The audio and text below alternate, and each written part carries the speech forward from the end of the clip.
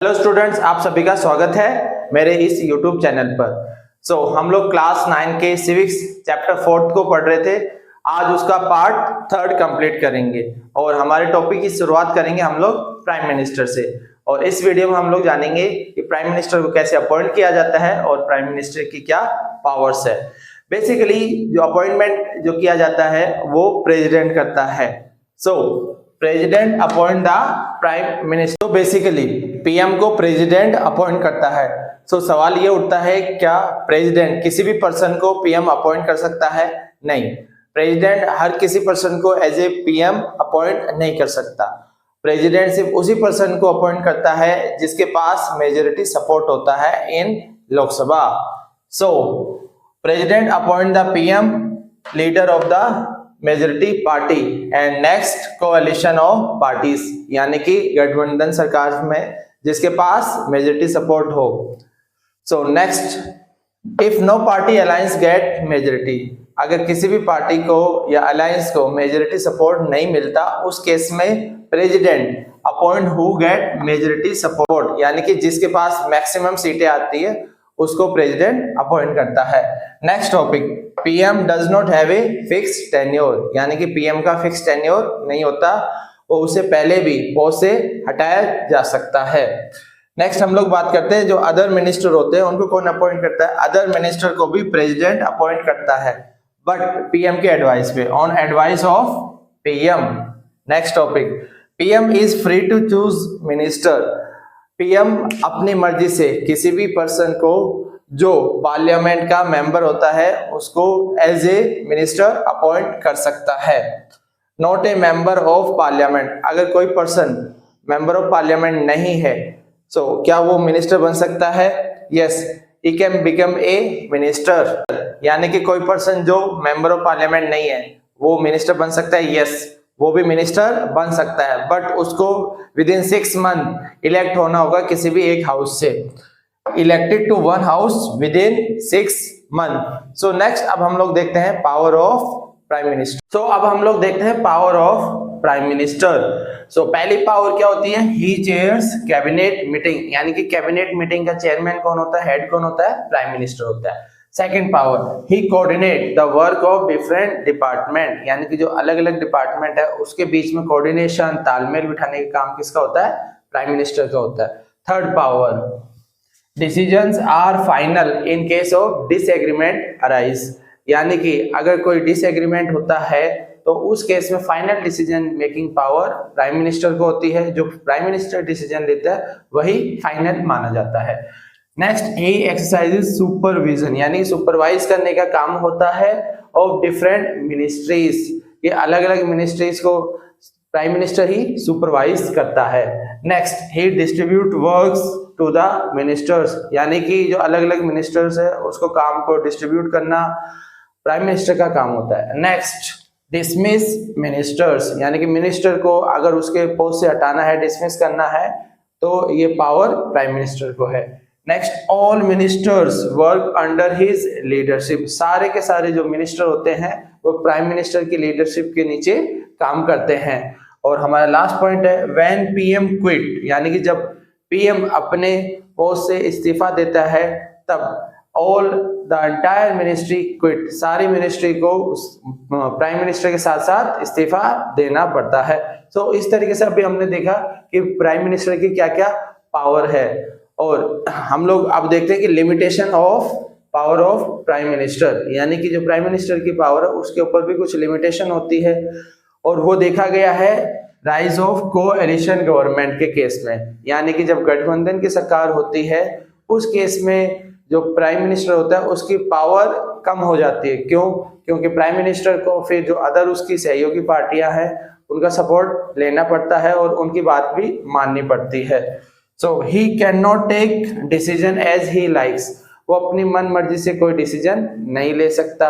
Next, he to the views and position of coalition partners, यानी कि जो उसके सहयोगी पार्टियां हैं उसका भी सपोर्ट लेना होता है और उनके भी व्यू को सपोर्ट करना होता है।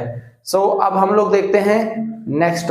अब हम लोग देखते हैं council of minister. So council of minister कौन होते हैं? It includes all the minister, यानी सारे मिनिस्टर इसके अंदर आते हैं और लगभग इसके अंतर्गत 60 to 80 मिनिस्टर होते हैं। It has 60 to 80 ministers.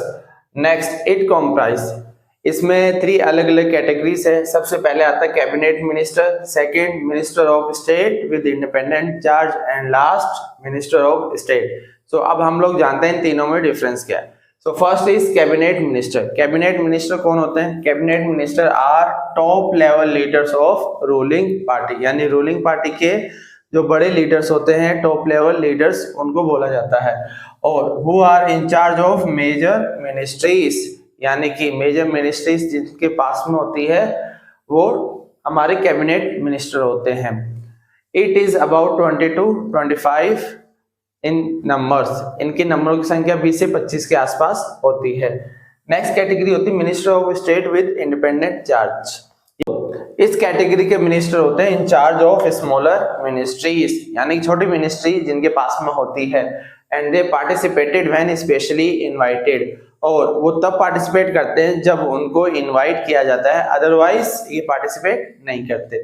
Last category है मिनिस्टर ऑफ स्टेट। ये क्या करते हैं? ये कैबिनेट मिनिस्टर के साथ में अटैच होते हैं और उनकी मदद करते हैं, असिस्ट कैबिनेट मिनिस्टर्स। सो इस तरीके से हमने जाना हमारे काउंसिल ऑफ मिनिस्टर में 3 कैटेगरीज के मिनिस्टर होते हैं। तो हम लोग जानते हैं कैबिनेट फॉर्म ऑफ गवर्नमेंट क्या होती है। Basically the parliamentary democracy is known as cabinet form of government, यानी पार्लियामेंट्री डेमोक्रेसी को ही क्या हम लोग कैबिनेट फॉर्म ऑफ गवर्नमेंट कहते हैं। सो इसके बारे में जानते हैं। इसमें ये बताया गया है कि no minister openly criticize any decision of government, यानी कि कोई भी मिनिस्टर जो डिसीजन गवर्नमेंट लेती है उसको क्रिटिसाइज नहीं कर सकता, उसकी बुराई नहीं कर सकता, उसको वो डिसीजन एक्सेप्ट करना होगा। Next, every ministry has secretaries, यानी कि सिविल सर्वेंट्स होते हैं और उनका काम होता है कि बैकग्राउंड इंफॉर्मेशन दे सके ताकि मिनिस्टर एक बेटर डिसीजन ले सके। So they provide background information to the ministers. So अब हम लोग जानते हैं हमारा नेक्स्ट टॉपिक। सो अब हमारा अगला टॉपिक है प्रेसिडेंट। हम लोग जानेंगे अपॉइंटमेंट ऑफ प्रेसिडेंट कैसे होता है और पावर ऑफ प्रेसिडेंट। सो पहले हम लोग जानते हैं प्रेसिडेंट के बारे में। सो प्रेसिडेंट कौन होता है? ही is the head of state, यानी कि एक देश का हेड माना जाता है। And he has nominal power, और प्रेसिडेंट के पास में नॉमिनल पावर है in India. Next, appointment. Appointment कैसे होता है? ही इज इनडायरेक्टली इलेक्टेड, यानी कि प्रेसिडेंट का डायरेक्ट इलेक्शन नहीं होता जैसे पीएम के लिए होता है। Indirectly elected by N electoral college, और इसके अंतर्गत कौन कौन आते हैं? इट इंक्लूड इलेक्टेड एमपीज, यानी कि चुने हुए एमपीज, और इसके साथ साथ elected MLAs of state. State के इलेक्टेड एमएलए मिलकर क्या करते हैं? प्रेसिडेंट को चुनते हैं। सो यूनियन टेरिटरीज भी इंक्लूड की गई है जिसमें 2 आती है, एक दिल्ली और दूसरी Puducherry. So next, power of president. जान लेते हैं कि प्रेसिडेंट की क्या क्या पावर है। First power, all governmental activities, यानी गवर्नमेंट की कोई भी जो एक्टिविटीज होगी वो प्रेसिडेंट के नाम के साथ की जाएगी, take place in his name. Next, all laws and major policy decision, यानी कि जो कोई भी नियम बनेंगे और पॉलिसी डिसीजन लिया जाएगा वो इशू किया जाएगा in name of president. Third, appointment. President किस किस को अपॉइंट करता है? वो अपॉइंट करता है चीफ जस्टिस ऑफ इंडिया, इसके अलावा जज हो चाहे सुप्रीम कोर्ट या हाई कोर्ट, इन सभी जजेस को अपॉइंट करता है प्रेसिडेंट। इसके अलावा जो गवर्नर होते हैं, गवर्नर को भी प्रेसिडेंट अपॉइंट करता है। नेक्स्ट, इलेक्शन कमिश्नर और एम्बेसडर, एम्बेसडर यानी कि राजदूत, इन सब का अपॉइंटमेंट प्रेसिडेंट के द्वारा किया जाता है। Next point, all international treaties and agreement, यानी दूसरे देशों के साथ में जो हम लोग ट्रीटीज साइन करते हैं और एग्रीमेंट साइन करते हैं, made in the name of president, यानी कि प्रेसिडेंट के नाम से किया जाता है। Last, he is the supreme commander, तीनों सेना का अध्यक्ष माना जाता है, supreme commander of defence forces of India. So इस तरीके से हमने जाना कि प्रेसिडेंट की क्या क्या पावर है। तो अब हम लोग जानते हैं आज का लास्ट टॉपिक, जुडिशरी। जुडिशरी क्या होता है? जो सारे कोर्ट सिस्टम है इंडिया में उसको हम लोग जुडिशरी कहते हैं। So all the court at different levels, in a country put together are called judiciary. It consist, ये क्या क्या कंसिस्ट करता है? सबसे ऊपर लेवल पे होता है supreme court for the entire nation, पूरे देश के लिए। और next high court in the state, her state में हाई कोर्ट होता है कुछ स्टेट को छोड़कर। नेक्स्ट डिस्ट्रिक्ट कोर्ट, हर डिस्ट्रिक्ट पे डिस्ट्रिक्ट कोर्ट होता है और उससे लो लेवल पे होता है local court. Next India has an integrated judiciary, India में इंटीग्रेटेड जुडिशरी, इसका मतलब क्या है? It means that the supreme court control the judicial administration in the country, यानी कि हमारे देश में सुप्रीम कोर्ट पूरा जुडिशियल एडमिनिस्ट्रेशन कंट्रोल करता है और जो डिसीजन होता है इसका वो बाइंडिंग होता है ऑन ऑल अदर कोर्ट। एक बार जो सुप्रीम कोर्ट डिसीजन लेता है वो सारा डिसीजन अदर कोर्ट पे लागू होता है, बाइंडिंग होता है। Next it can take up dispute between, ये लड़ाई झगड़े सॉर्ट आउट करवाता है बिटवीन सिटीजन ऑफ कंट्री, यानी कि देश के नागरिकों के बीच में, one person to other person के बीच में। Next between citizen and government, यानी कि सिटीजन के और गवर्नमेंट के बीच में डिस्प्यूट सेटल करता है। थर्ड टू और मोर स्टेट गवर्नमेंट, यानी कि स्टेट गवर्नमेंट का दूसरे स्टेट गवर्नमेंट से जो भी डिस्प्यूट होता है वो सॉर्ट आउट सुप्रीम कोर्ट करवाता है। Last state government and union government, यानी कि स्टेट गवर्नमेंट का कोई डिस्प्यूट हो सेंट्रल गवर्नमेंट का, सो इन सबको सॉर्ट आउट कौन करता है? हमारा जुडिशरी।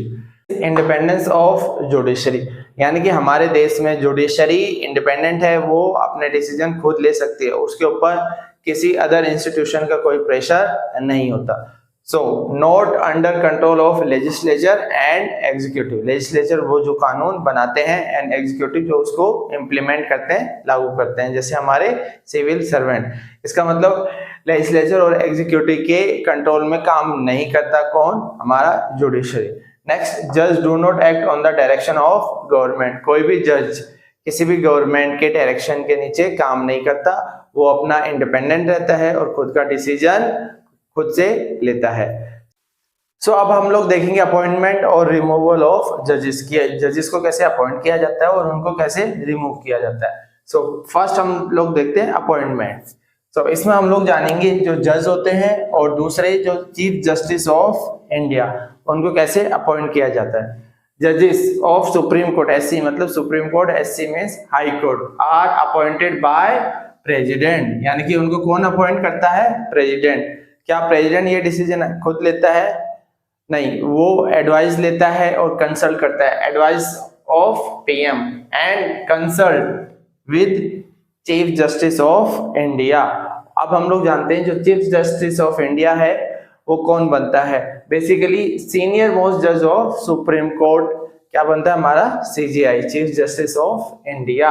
अब हम लोग देखते हैं रिमूवल प्रोसीजर कि एक जजेस को कैसे रिमूव किया जाता है। ए जज can be remove by an impeachment motion, इसी तरीके से प्रेसिडेंट को भी रिमूव किया। सो इम्पीचमेंट मोशन क्या होता है? इम्पीचमेंट मोशन को सेपरेटली पास करना होता है बाय 2/3 मेंबर्स ऑफ 2 हाउसेस, यानी कि लोकसभा और राज्यसभा को सेपरेटली 2/3 मेजोरिटी से इस मोशन को पास करना होता है। फिर ये उसके बाद जो जज है उसको रिमूव कर दिया जाता है। बट आज तक हमारी हिस्ट्री में ऐसा नहीं हुआ, it has never happened in our history. Next power, power of judiciary क्या होती है? फर्स्ट जुडिशरी इज इंडिपेंडेंट, यानी कि इंडिया में जुडिशरी इंडिपेंडेंट है, वो अपने डिसीजन खुद लेती है, because not under control of legislature और एग्जीक्यूटिव, ये ना तो किसी लेजिस्लेचर के नीचे काम करते ना ही एग्जीक्यूटिव के नीचे। Next power to interpret the constitution, यानी कि कॉन्स्टिट्यूशन को इंटरप्रेट करने की पावर जुडिशरी को दी गई है। Third power, power of judicial review, यानी कि डिटरमाइन कर सके वैलिडिटी और डिक्लेयर कर सके इनवैलिड एनी लॉ, किसी भी लॉ को इनवैलिड करने का अधिकार किसके पास है? जुडिशरी को। और एक्शन ऑफ लेजिस्लेचर भी ले सकती है। Next very very important, judiciary act as guardian of fundamental rights, यानी कि फंडामेंटल राइट्स के गार्जियन किसको माना गया है? जुडिशरी को। नेक्स्ट एक टॉपिक है PIL, मतलब पब्लिक इंटरेस्ट लिटिगेशन, जनहित याचिका।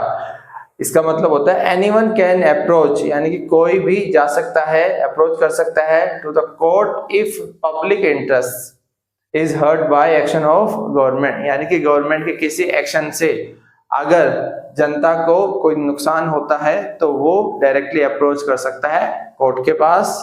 सो ये है हमारा PIL। इस तरीके से हमने चैप्टर 4 कंप्लीट कर लिया है। सो अब आगे हम लोग इस बुक का लास्ट चैप्टर पढ़ेंगे, फंडामेंटल राइट्स। तब तक आप इस चैनल को लाइक करें, शेयर करें एंड सब्सक्राइब करें।